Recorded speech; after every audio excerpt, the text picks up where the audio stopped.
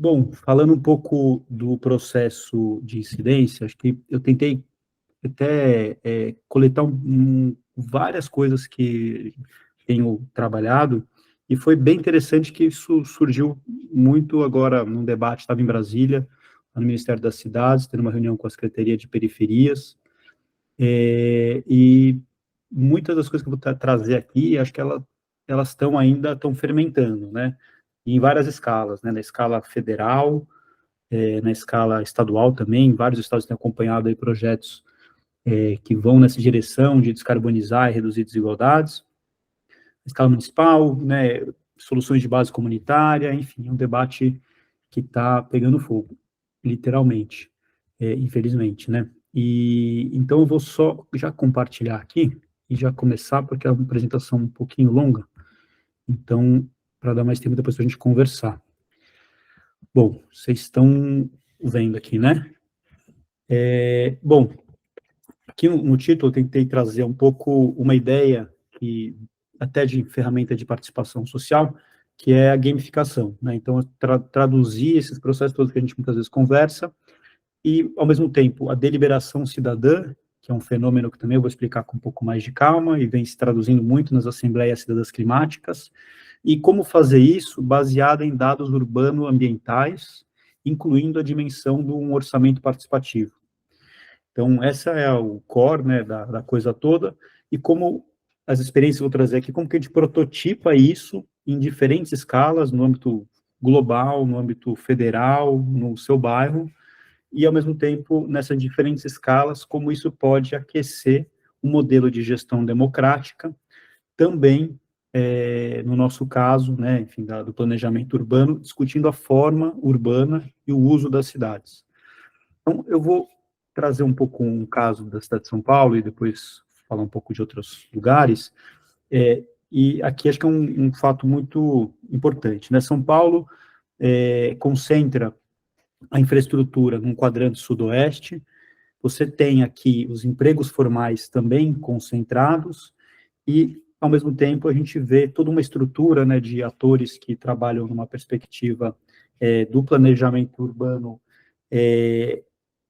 uma lógica, né, estudiosos que falam da segregação socioterritorial, planejamento urbano pautado pelo clientelismo, pelo patrimonialismo, e, em grande medida, a gente vê as pessoas, né, que ficam à margem desse sistema, né, sofrendo aí múltiplas formas de desigualdades no acesso à produção de legislação, né, nos efeitos dos impactos das mudanças do clima, e, ao mesmo tempo, são as pessoas que menos poluem, em geral, e a gente tem, então, uma cidade segregada, em que você tem, né, no caso da cidade de São Paulo, uma área que concentra infraestrutura, empregos e serviços, e as periferias, né, com exceção aqui da área central, que também concentra esse tipo de dado, e, ao mesmo tempo, né, nas periferias também de São Paulo, como várias outras cidades brasileiras, sobretudo, né, de médio e grande porte, um conflito social, ambiental, nas áreas de preservação ambiental. Se a gente olhar para essas periferias também, é onde os dados da região de São Paulo mostram que a idade média ao morrer em alguns casos, 23 anos menor do que a maior média de outros distritos. Essa imagem traduz um pouco, né, essa realidade, e a gente vê não só, né, também um debate sobre a ausência do Estado, né, na promoção de políticas públicas, mas entrando aqui, né, na lógica, né, do encarceramento em massa, da violência e violação de direitos, e a gente vê nesse vácuo também, né, o surgimento, né, do crime organizado, que, em alguns casos, inclusive, vem trabalhando numa lógica de uma incorporação imobiliária para se beneficiar de transformações, ou né, tal como isso, acho que é um bom debate, acho que não vou entrar nisso agora, né, mas talvez a mesma grilagem que acontece de terras na Amazônia, acho que acontece nas periferias das cidades médias, grandes, algumas pequenas, em que setores do crime organizado se beneficiam também desse processo especulativo, ou pela grilagem, ou pela uma futura melhoria nesses territórios por meio do saneamento, por meio de luz elétrica e tudo mais. E tem um fator importante que esses territórios, a gente cruzar no caso da cidade de São Paulo, são onde predominantemente vive a população preta e parda. Então, é aqui que entram também vários autores, né, falando da questão do racismo estrutural, do racismo institucional, do racismo ambiental. Então, esse é um pouco o contexto em que foi desenvolvido, nesse caso, né, da cidade de São Paulo, um plano diretor. E aqui eu vou trazer um pouco qual que foi a estratégia do ponto de vista das políticas urbano-ambientais, para depois fazer uma discussão disso a partir do sistema de participação e gestão democrática. Vou fazer aqui isso avaliando também os acertos, né, e os erros e os desafios colocados nesse sistema. Então, essa é a imagem que traduz a política urbana ambiental da cidade de São Paulo.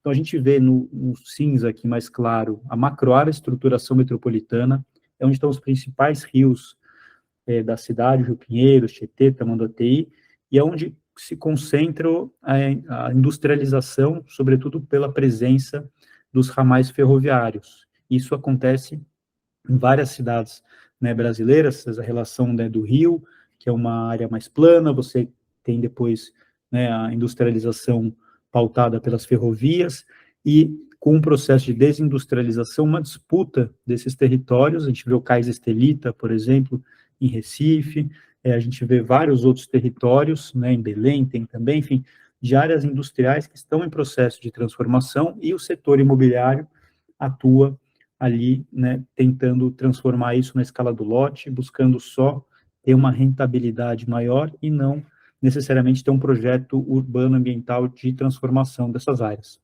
Então, na macroestruturação metropolitana, a gente vai ver, tem projetos específicos e uma forma de participação social específica. Em vermelho, a gente tem os eixos de estruturação da transformação urbana, que é onde você tem corredor de ônibus, metrô, era para ter, infelizmente não temos VLT, né, e nessas áreas onde se traduz, né, o conceito de cidade compacta, onde a gente pretende, então, que as pessoas possam morar mais próximo do transporte público e, com isso, não usar o carro, né, e fazer essa migração, né, para a modalidade ativa ou, né, o transporte público, que idealmente deveria ser elétrico, né, não se fosse barulhento, e esses novos edifícios, essas novas produções imobiliárias nesses territórios poderiam ser mais verdes e tudo mais, a gente já vai entrar nisso. E a gente tem as periferias, né, que foram traduzidas nas zonas especiais de interesse social, e as bordas da cidade, né, no perímetro urbano, rural, também tem políticas específicas. Então, eu vou agora traduzir e discutir com vocês um pouco cada um desses eixos. O primeiro deles, é o que está em vermelho aqui, né, que são os eixos de estruturação da transformação urbana. Se a gente olhar para o processo de produção imobiliária nas cidades brasileiras, e voltar naquela lógica, né, que vários autores trazem, né, Hermínia Maricato, Kovarik, Raquel Ronick, falando do patrimonialismo, né, e de como isso influencia a lógica de uma segregação socioterritorial, a gente vê que o modelo de produção imobiliária, enfim, vocês conseguem enxergar aqui, né, um total isolamento do espaço público, você não tem, do ponto de vista da participação social, como em outros lugares, você não tem nenhum tipo de consulta para saber, né, se isso, na escala também local, deveria ou não avançar, e você tem, né, por conta da violência urbana, por conta, enfim, de vários fatores também, né, um conjunto de usos, e essa lógica totalmente aleatória, randômica, que a gente, infelizmente, vê em várias cidades médias e grandes no Brasil. Então, isso aqui é mais uma imagem que traduz um pouco, né, a desumanização na forma de produção desses espaços, e dentro disso, né, um conceito, né, que foi da cidade compacta, do desenvolvimento orientado ao transporte público, e a gente, então, olha aqui um plano diretor que passou a trazer esses territórios como lugares prioritários para o adensamento urbano, e trazendo vários instrumentos para incentivar calçadas largas, a fachada ativa, a fruição pública, o uso misto, os pequenos parques, controle da densidade para não ter muitos apartamentos grandes e pouca gente morando, e é um erro que eu acho aqui que a gente cometeu, foi fazer o controle só da densidade mínima, ou seja, né, você tem que ter um número razoável de pessoas morando perto do transporte público, mas não foi feito um controle da densidade máxima, o que permitiu esses microapartamentos aí que estão se proliferando. E no zoneamento, acho que outro instrumento que é a cota ambiental, que traz, para além da questão da drenagem e das piscininhas, traz uma série de, um cardápio, né, de soluções verdes, para que a gente possa, né, ampliar a biodiversidade e aumentar a drenagem. E só para que isso fique explícito, olhar esses dois mapas, esse era o mapa da onde poderia se verticalizar na cidade de São Paulo. Então, você tem aqui, né, uma área bastante, enfim, bem significativa, com exceção dos bairros estritamente residenciais, e quando a gente olha como ficou esse zoneamento da cidade, ele muda completamente e passa a ser orientado para o sistema de transporte público, né? Então, você tem uma mudança radical no zoneamento urbanístico, que é justamente o que tem feito com que os vários segmentos da sociedade, sobretudo o setor empresarial, tentar retomar um modelo antigo, onde ele, na sua visão, teria uma maior liberdade de produção, mas os impactos sociais e ambientais disso são, como a gente já se sabe, né, a poluição, o trânsito, os acidentes, e é muito pautado nessa lógica aqui que a gente precisa, né, enfim, alterar. Bom, esse é o primeiro ponto. Em segundo lugar, a gente tem também as zonas especiais de interesse social, que estão aqui agora visíveis no mapa. Essas aqui são, enfim, o IPVS, né, que mostra os indicadores, o índice de vulnerabilidade social, e aqui de fato, as zonas especiais de interesse social. Elas têm diferentes formas, diferentes tipos, desculpa. A ZEIS 5 é para áreas de mananciais, a ZEIS 3 é para vazios urbanos, sobretudo nas áreas centrais, a ZEIS 2 favelas, desculpa, a ZEIS 4, que é para a área de mananciais, a ZEIS 5 é uma modalidade que incentiva um pouco mais a produção de moradia popular, em vez de moradia social.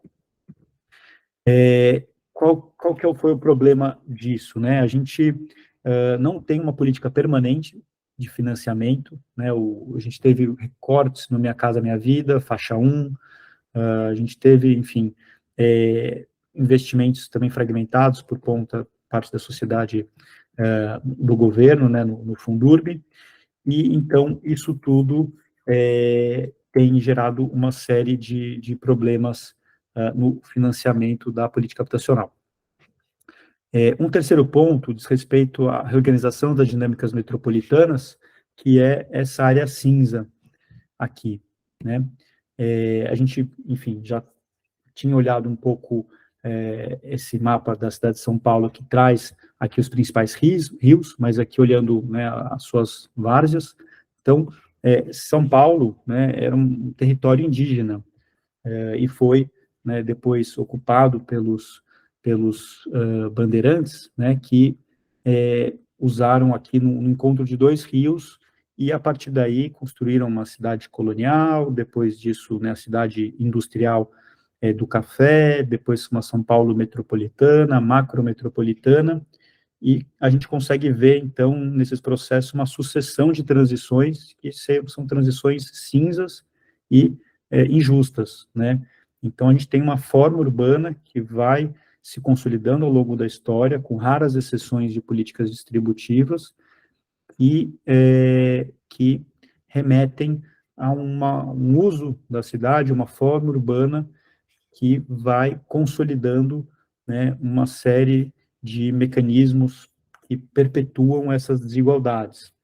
Então, aqui, né, de novo, só aquilo que eu já tinha mencionado, mas agora em imagem, então, as quadras de uso industrial, nessa macroárea que foi estabelecido como macroárea de estruturação metropolitana, e a gente tem aqui, então, um conjunto de projetos urbanísticos para esses setores específicos dessa macroárea. Um deles é a área central da cidade de São Paulo, mas tal como a área central da cidade de São Paulo, o centro, né, enfim, de Salvador, de Porto Alegre, de Belo Horizonte, enfim, a gente vive problemas semelhantes em relação à população em situação de rua, em relação à questão da preservação do patrimônio cultural, a questão, né, da transição para a mobilidade ativa, não fazer com que a transformação desses territórios implique, né, num processo de gentrificação.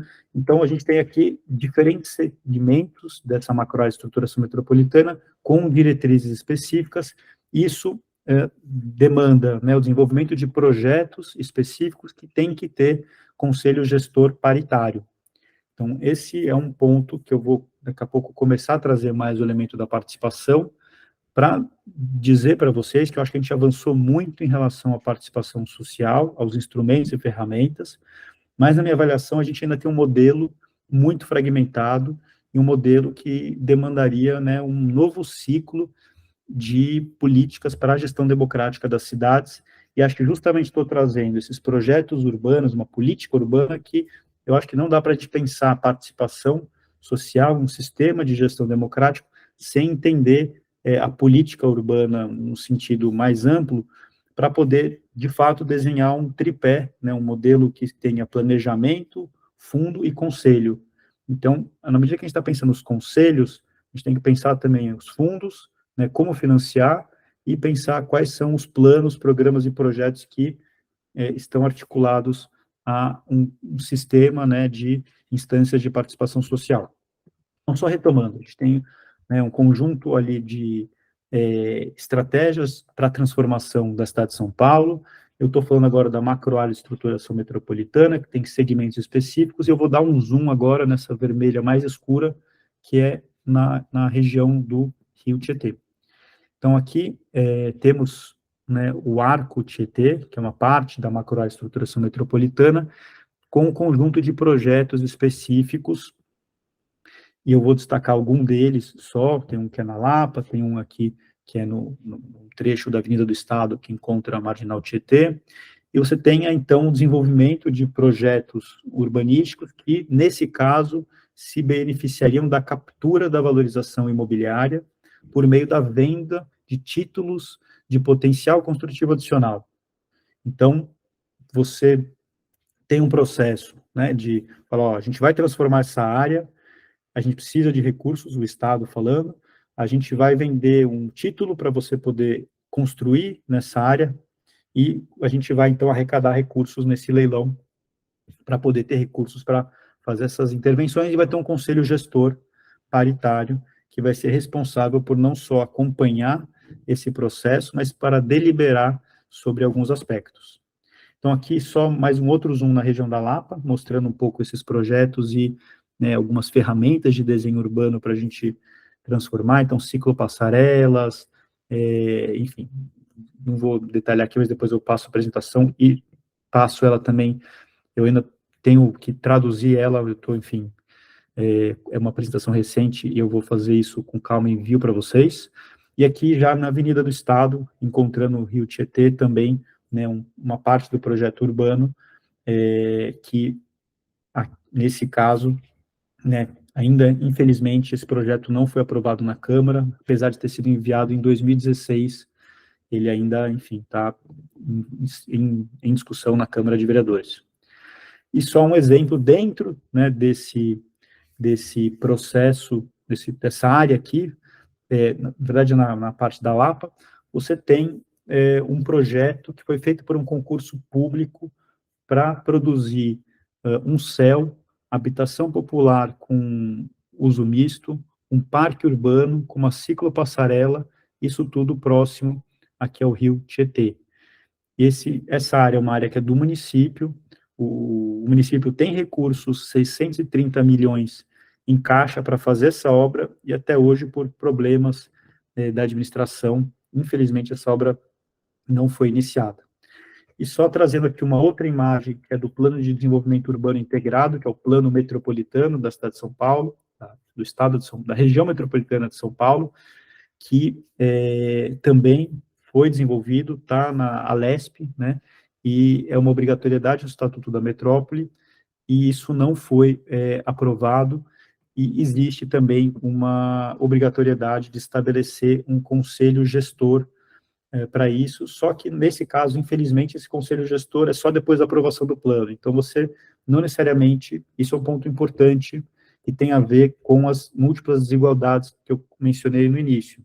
Uma das formas de desigualdade é no acesso ao desenvolvimento de políticas públicas, e muitos dos projetos que, enfim, são feitos no Brasil, né, em vários lugares do mundo, no Brasil a gente tem uma legislação bem avançada em relação a isso, mas é que a gente conseguisse, nesse caso, ter a participação social desde o início dos projetos urbanos ou da legislação urbanística.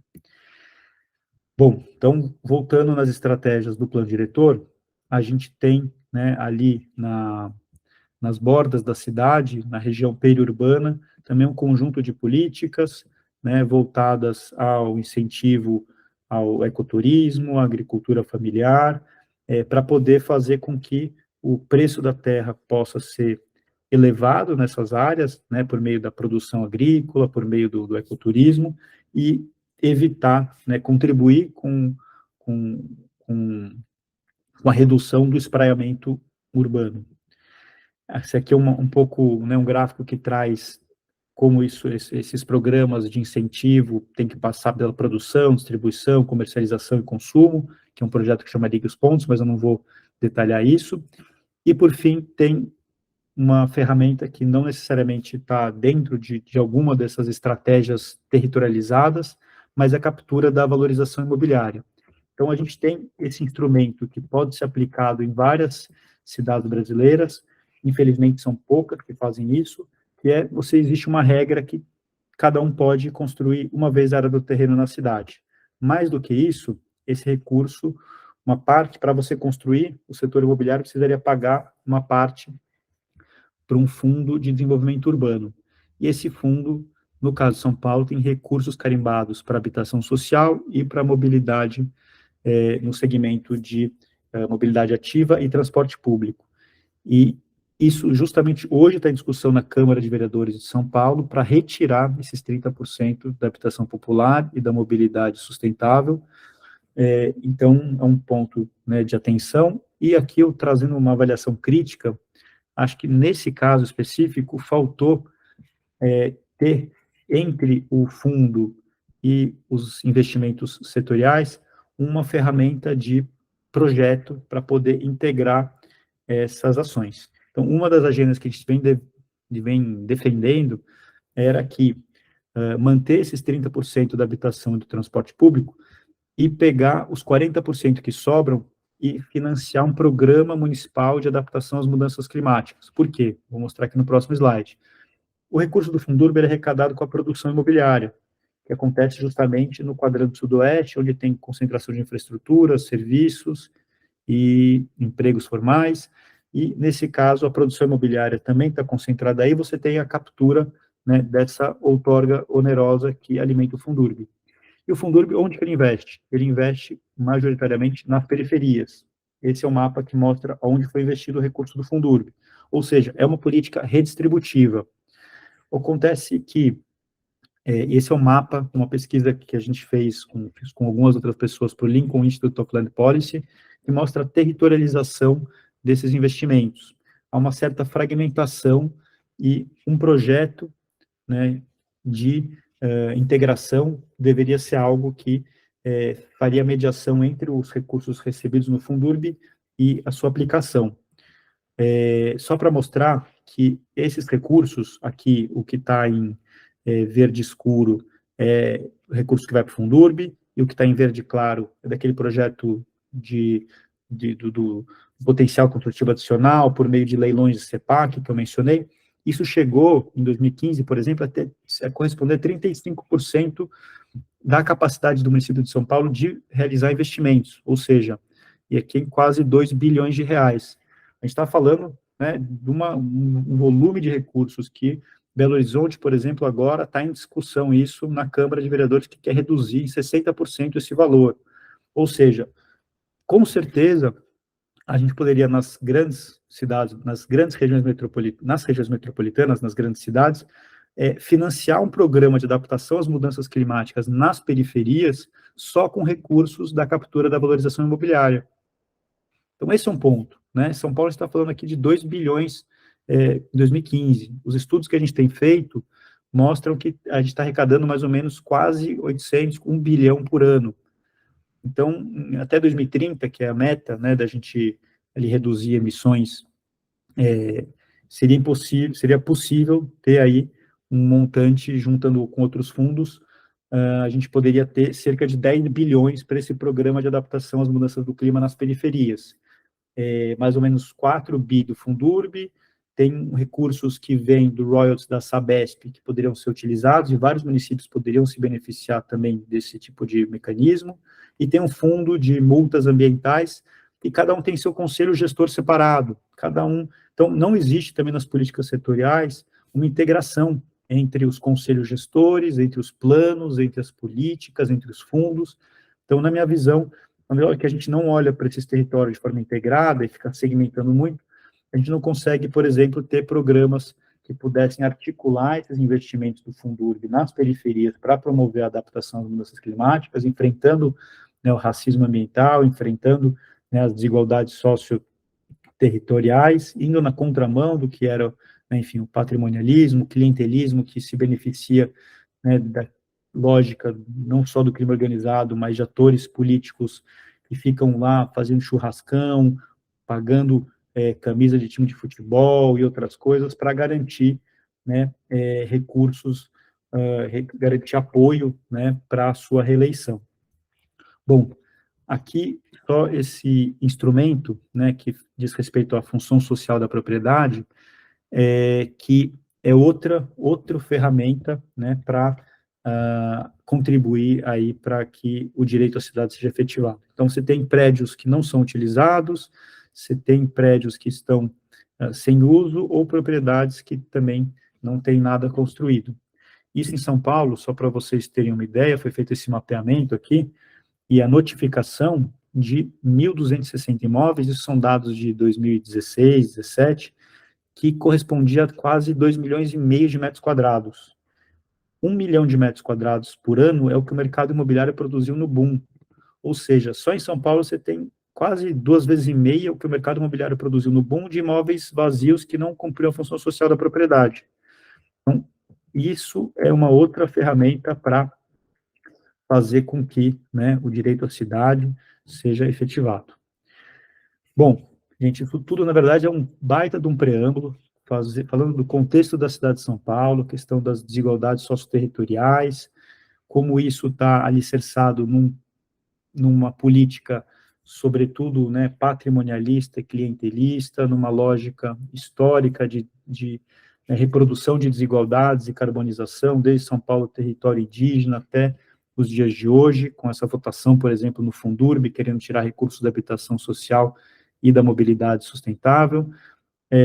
A gente tem alguns exemplos de políticas redistributivas, como foi mencionado aqui o caso do Fundurb, e eu vou trazer para vocês uma experiência de uma outra ferramenta de participação social que tem a ver com o plano de ação das subprefeituras.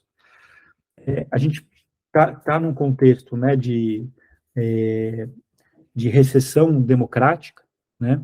Isso é um mapa de 2021 mostrando esse índice no mundo, com vários países aí sofrendo processos de, enfim, de uma democracia plena, né, se aproximar, né, de uma democracia híbrida, ou, enfim, de regimes com caráter mais autoritário.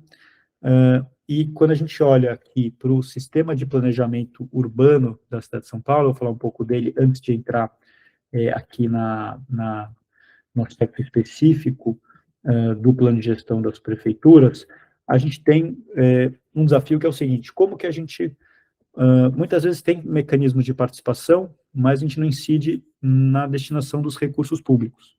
Então, você tem um conjunto de leis, né, do PPA, a Lei de Diretrizes Orçamentárias e a LOA, que é a Lei de Orçamento Anual. O que é isso? Onde a Câmara aprova todo ano o orçamento municipal e a cada 4 anos o PPA. Então, a gente tem ali um conjunto de leis orçamentárias. A gente tem também o plano diretor que eu apresentei, que tem aqueles objetivos todos, né, de transformar a macroárea de estruturação, transformar as periferias por meio das EIs, transformar a lógica de estruturação urbana na mobilidade a partir do desenvolvimento compacto, as bordas da cidade promover ecoturismo e tudo mais. Agora, você tem uma série de leis setoriais que tratam disso, né? E, ao mesmo tempo, você tem, cada uma delas pode ter ou não seu conselho de mobilidade, conselho de habitação, conselho de saúde, os conselhos das escolas, do parque, das EIs, você tem uma série de conselhos. E você tem outro instrumento, que é o programa de metas, que, no caso de algumas cidades do Brasil, já aprovado em lei, você também tem que estabelecer ali as diretrizes, né? E que foi criado em São Paulo? Foi criado em São Paulo um plano regional, tudo bem, isso já existia, mas foi criado, esse plano vale por 16 anos, e a cada 4 anos ele deveria ser atualizado para promover, né, um plano de ação quadrienal. E a atualização seria sempre no primeiro ano de governo, tá? Sempre no primeiro ano de governo, e nesse primeiro ano ele deveria ser feito, o plano de metas tem 90 dias para ser apresentado, e depois de 180 dias, as leis orçamentárias precisam ser aprovadas na Câmara. Então, o plano regional passa a ser, o plano de ação regional passa a ser a regionalização do programa de metas, podendo olhar também para o orçamento, né, e ser a integração das políticas setoriais e daquilo que foi definido no plano diretor, no zoneamento e tudo mais. E o plano regional das prefeituras deve ser aprovado pelo Conselho Participativo das Subprefeituras, que é eleito diretamente, e é aprovado, no caso de São Paulo, pelo Conselho Municipal de Política Urbana. Então, gente, só para olhar enfim, para os regimes democráticos em, em diferentes estágios no mundo, para a gente pensar um pouco para os contextos das cidades brasileiras, como a gente tem, olha lá, o conselho gestor da subprefeitura, o conselho gestor de mobilidade, disso, daquilo, etc e tal. Evidentemente que eles devem existir, mas a gente tem que pensar um modelo, e eu vou mostrar aqui mais para frente uma proposta da Erundina de reforma administrativa feita para a cidade de São Paulo, que produzia um modelo muito mais conciso, em que você tinha, né, os conselhos gestores dos equipamentos públicos, você tinha os conselhos das políticas setoriais, e você tinha os conselhos das unidades territoriais, no caso, subprefeituras. Então, você tinha esses modelos, e você tinha cada um deles correspondia a um plano, e cada um deles tinha um mecanismo de financiamento já definido. Então, acho que a gente está num momento de repensar, né, do ponto de vista do processo político, não é tão simples, mas a gente teria que ter condições de formular uma alternativa, né, para avançar no modelo de gestão democrática das cidades. Então, eu vou trazer um pouco a experiência que a gente teve do plano de ação da Subprefeitura de São Paulo em 2 subprefeituras, um trabalho que a gente fez com a Rede Nossa São Paulo e com a Fundação Tito Setúbal. A gente olhou para a capacidade de investimento nos 4 anos agora dessa gestão da cidade de São Paulo. Então, deu 14 bilhões de reais.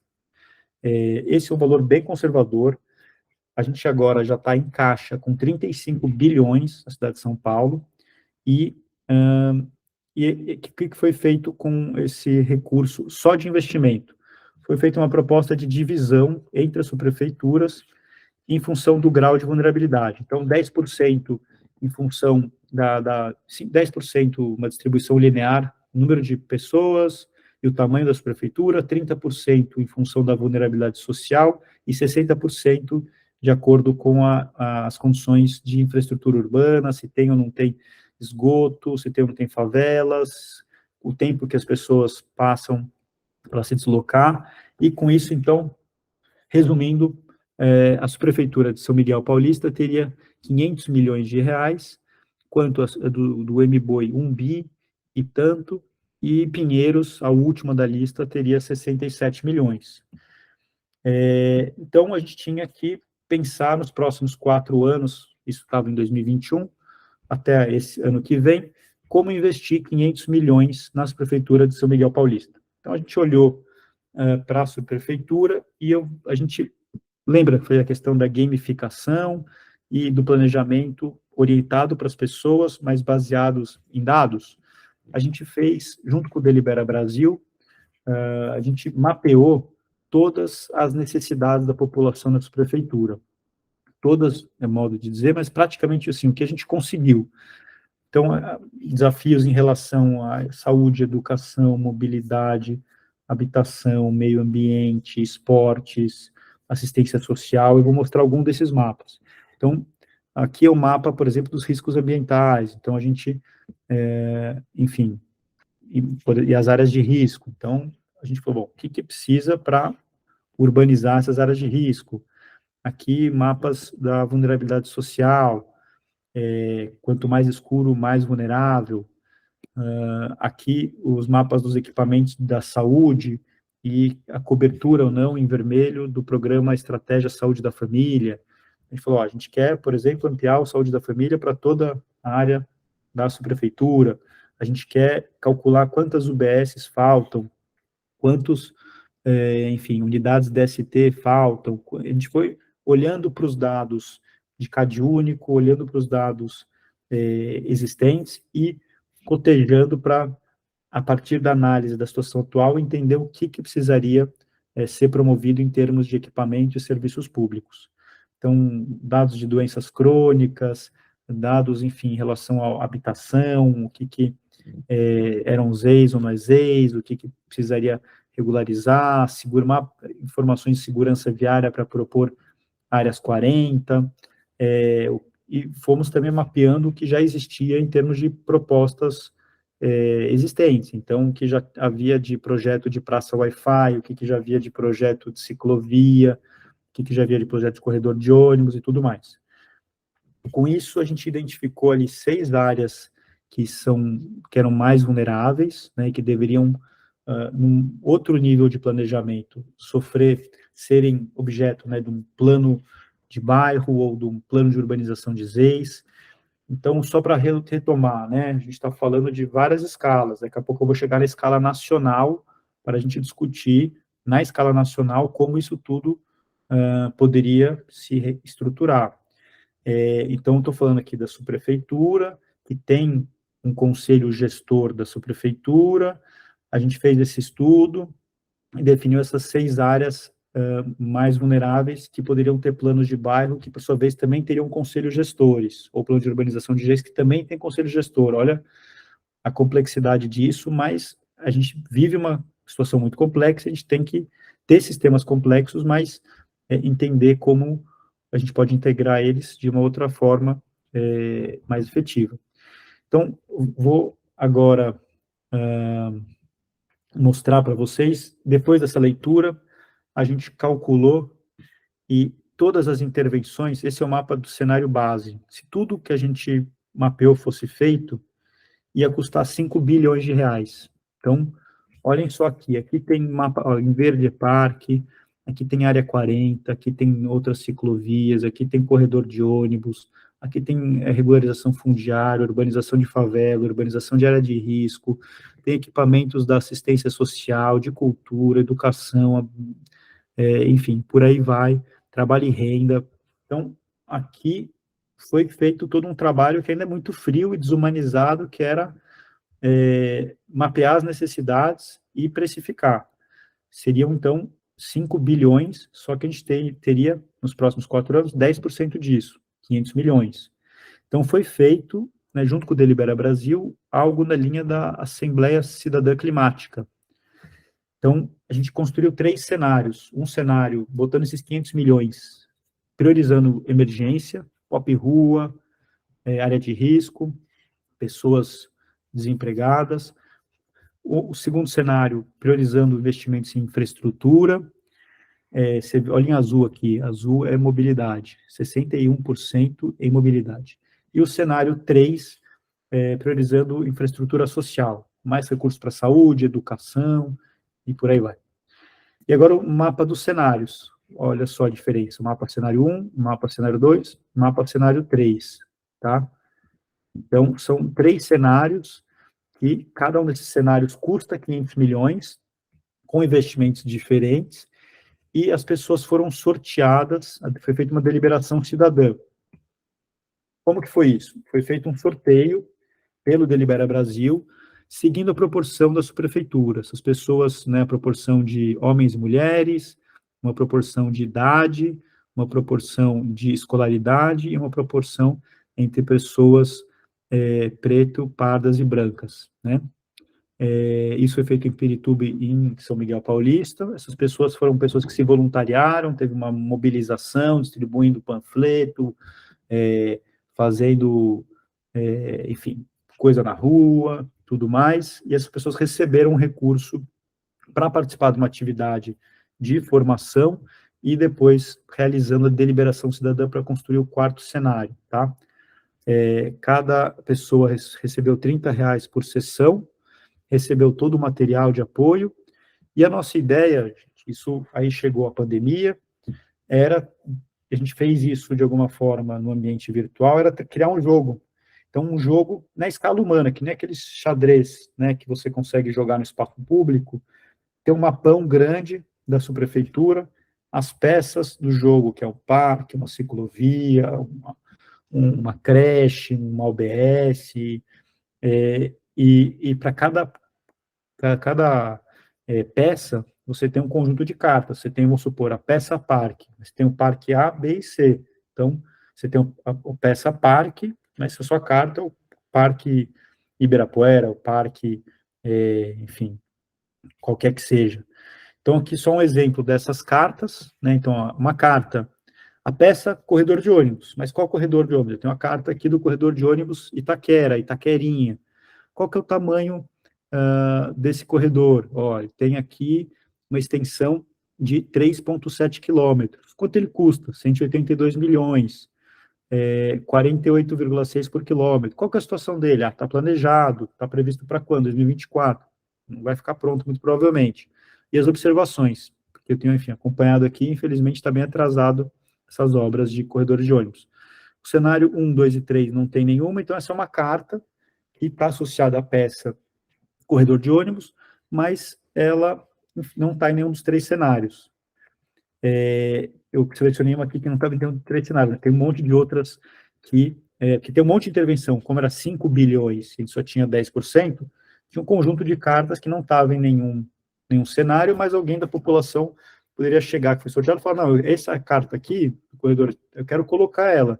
Então, isso vai ter um custo, né, de 182 milhões, e vai ter que ser debatido, por exemplo, se faz esse corredor de ônibus ou faz outro, né, porque, eventualmente, isso vai comprometer boa parte do orçamento. Ou não fazemos esse corredor de ônibus, mas, então, a gente, entre aspas, economiza 182 milhões para poder investir em ciclovia ou investir em creche. E aqui é um exemplo de algo que foi feito na época de um programa chamado Centro Aberto, iria um pouco nessa linha da gamificação, mas ainda que era uma coisa muito mais de mapeamento de oportunidades e potencialidades, sem ter, né, orçamento e tudo mais.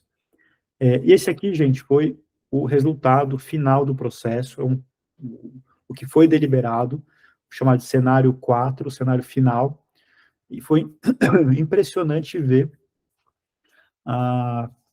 como, de fato, né, os dados frios daquela leitura e tudo mais, aquilo foi importante, mas esse cenário é impressionantemente melhor, né, porque ele traz ali um conjunto de pessoas de diferentes idades, gênero, raça, escolaridade, que são de regiões diferentes também da sua prefeitura, e conseguiram criar um pacto social, ambiental, em torno do que deveria ser investido para apresentar isso para o Conselho Participativo Municipal.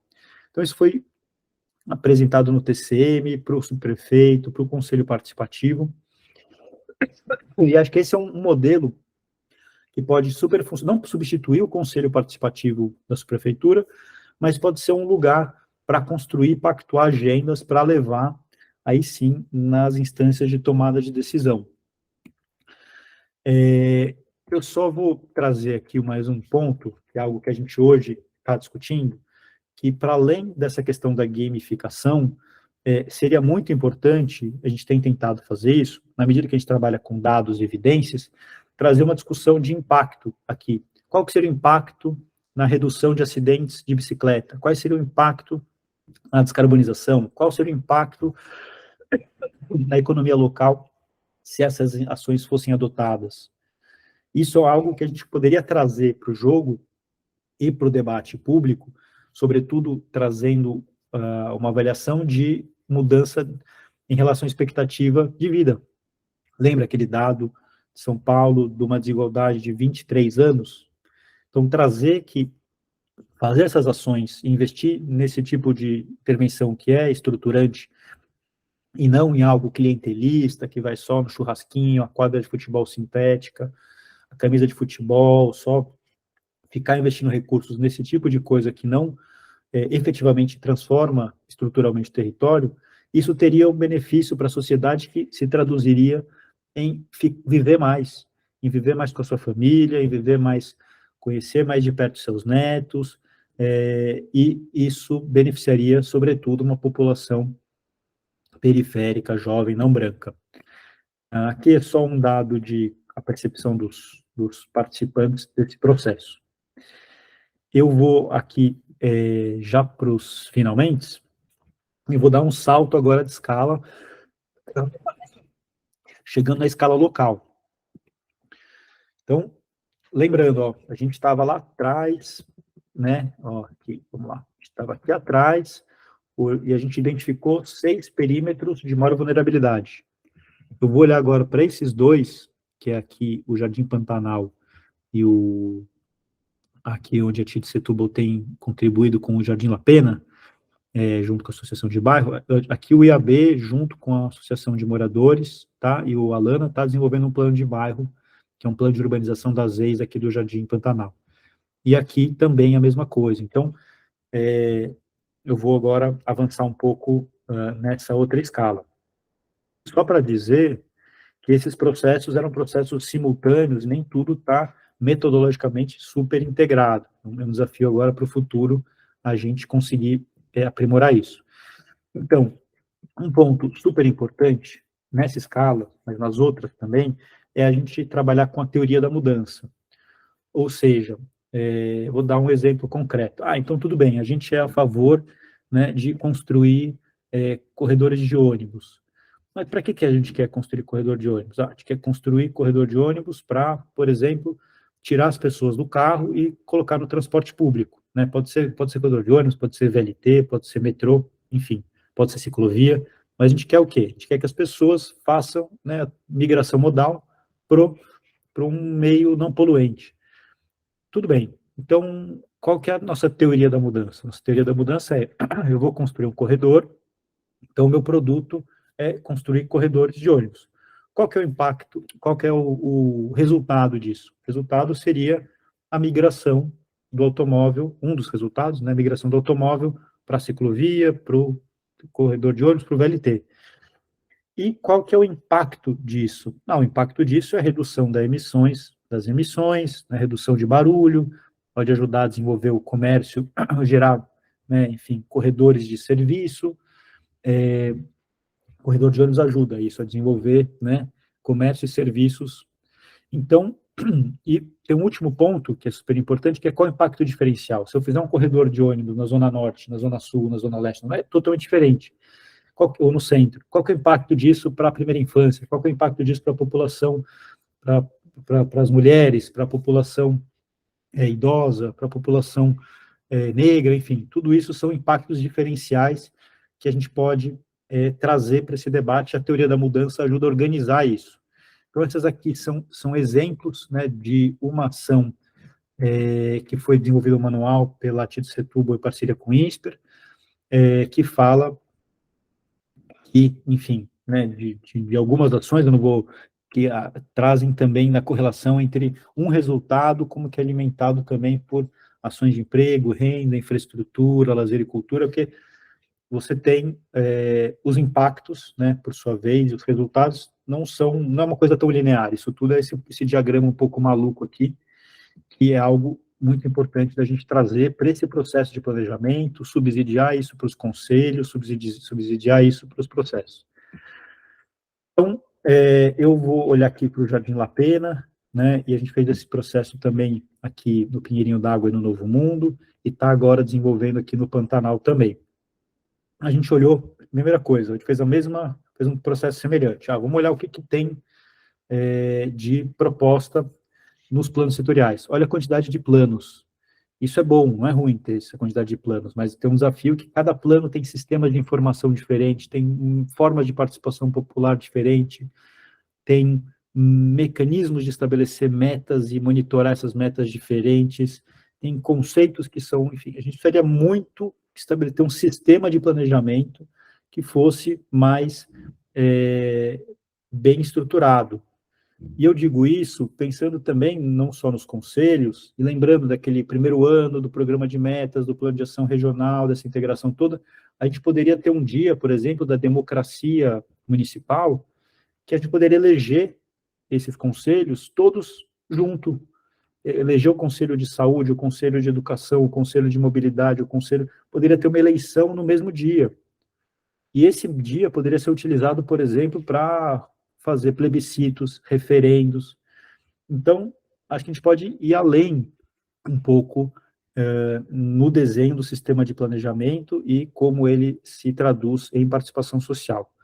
A gente estava na pandemia, então, depois de levantar essas várias ações com foco no que era de base territorial, e os programas sociais também, com incidência no território, a gente fez essas atividades, né, enfim, algumas online, algumas presenciais, e a nossa meta era desenvolver um plano urbano integrado para esses bairros e um programa, um conjunto de programas sociais integrados. Então, pensando hardware e software, a gente tem objetivos, estratégias e atividades, tem toda uma metodologia, e aqui, né, eu só trago uma síntese disso nos 3 territórios, aqui é o Novo Mundo, aqui é o Pinheirinho, aqui é o Jardim La Pena, e a gente, então, tinha um conjunto de objetivos, ações estratégicas e atividades, e aqui eu vou trazer, então, do que é laranja é o hardware, que é o programa, desculpa, é o software, que são os programas sociais integrados, e aqui os planos urbanos integrados, que são esse mapa aqui, que fala, vai ter um céu em obra,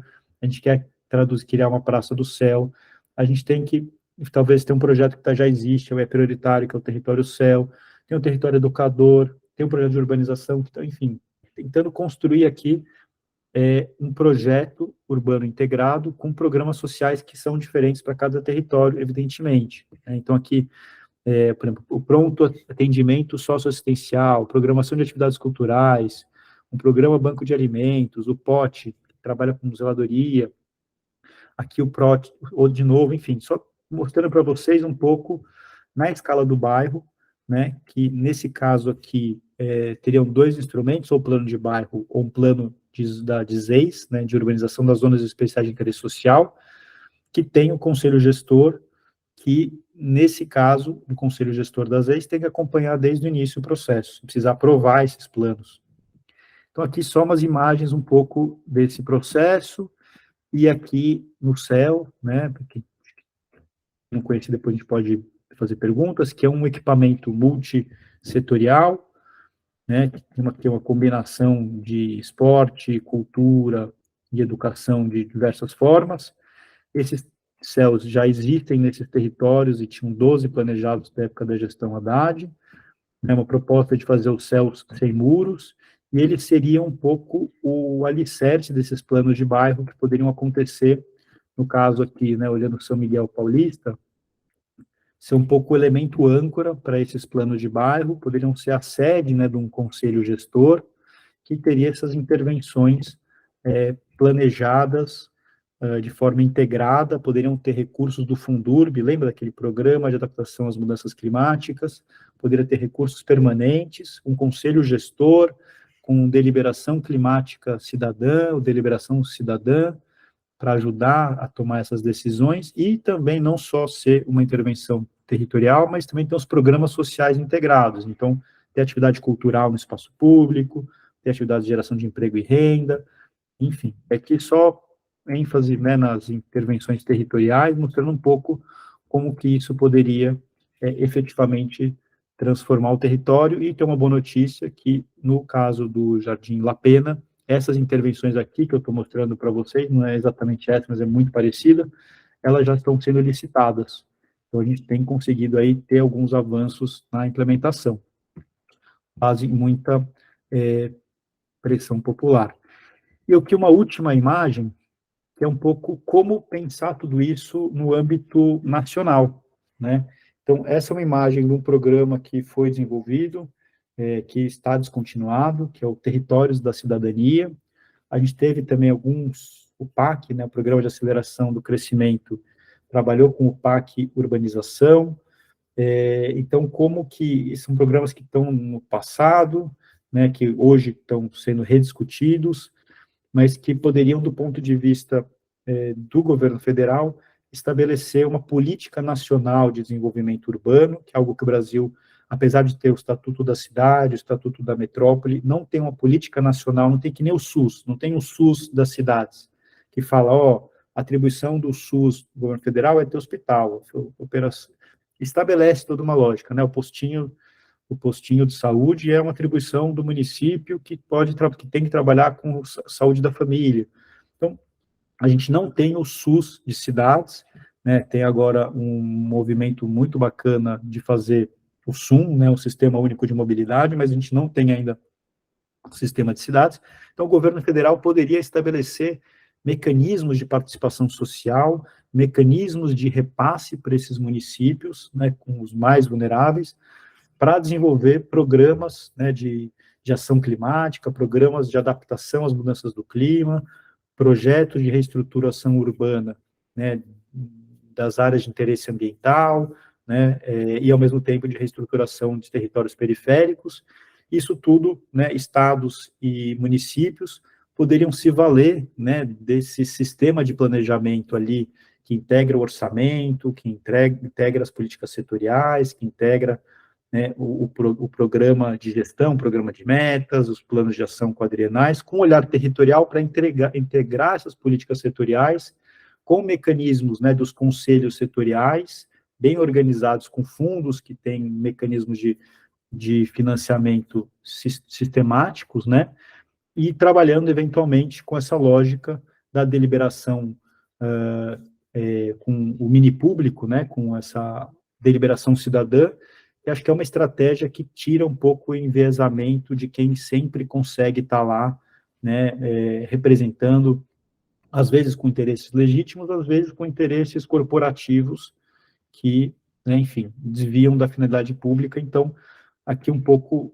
queria terminar e abrir a nossa conversa a partir um pouco dessa perspectiva multiescalar, né, que a gente, enfim, tem que discutir no Brasil, mas também, enfim, entendendo que isso tem um rebatimento nos estados, na União, nos municípios, dependendo do tamanho dele, nas suas regiões, como subprefeituras, nos bairros, e como que isso pode funcionar de outra forma no Brasil e reestruturar um modelo de gestão democrática que, no nosso caso, poderia ser uma resposta à crise democrática que a gente vive, não só do Brasil, mas em outras partes do mundo.